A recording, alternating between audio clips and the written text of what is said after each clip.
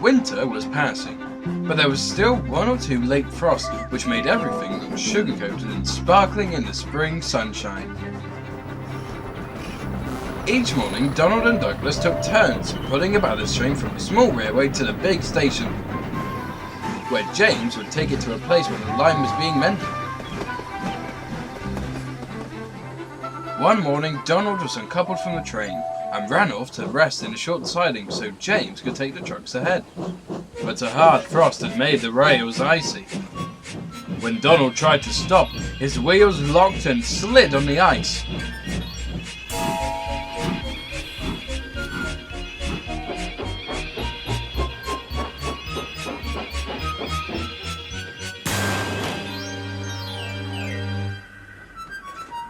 The buffers stopped him.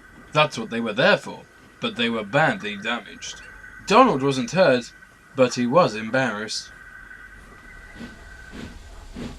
The other engines teased him. "Who's going to join the skating championships?" they said. Even Donald laughed, though he was worried about what the Fat Controller might say. But the Fat Controller only warned him to be more careful. He knew it wasn't Donald's fault. The next day, some workmen were sent to mend the buffers. At last, James's repair work on the line was coming to an end. "Tomorrow will be the last ballast train for now," said the Fat Controller.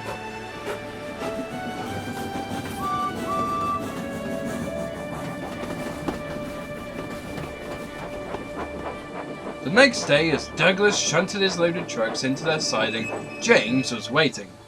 "Here you are, James," said Douglas cheerfully. "What will you do now that this job is finishing?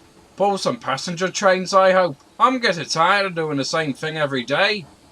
"Ah, never mind," said Douglas. "Today's the last ballast train."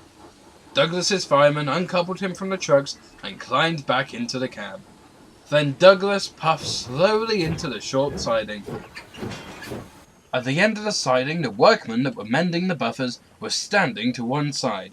They had pots of paint beside them and had just finished painting the buffer bar bright red. "They look smart," thought Douglas. "Much better than he did before. The Fat Controller's probably glad Donald smashed them up." Douglas moved into the siding. His driver put on the brakes, but nothing happened. His driver tried again. Still nothing. "Horrors!" exclaimed Douglas. "I can't stop!" The workmen watched in dismay.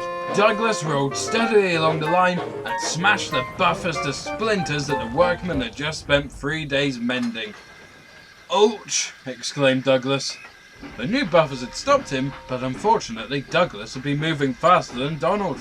He was in a terrible mess. His front was badly bent and he was smeared with bright red paint which hadn't had time to dry. "You silly great engine!" snapped the foreman, waving his paintbrush angrily. The brush still had some paint on it. It flew out and stuck on Douglas's nose. 3 days' work," the foreman said crossly, "and in 3 seconds you come and smash it all to pieces." Douglas's front wheels were off the rails, so James had to come and rescue him. Later, the Fat Controller spoke sternly to Douglas about engines not taking care in sidings, and the red paint was left on Douglas's nose as a reminder.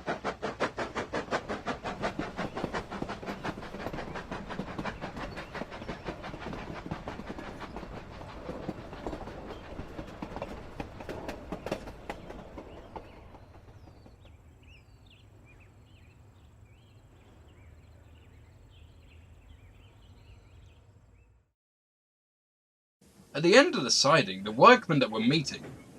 The workmen that were meeting the buffers, hello, they said.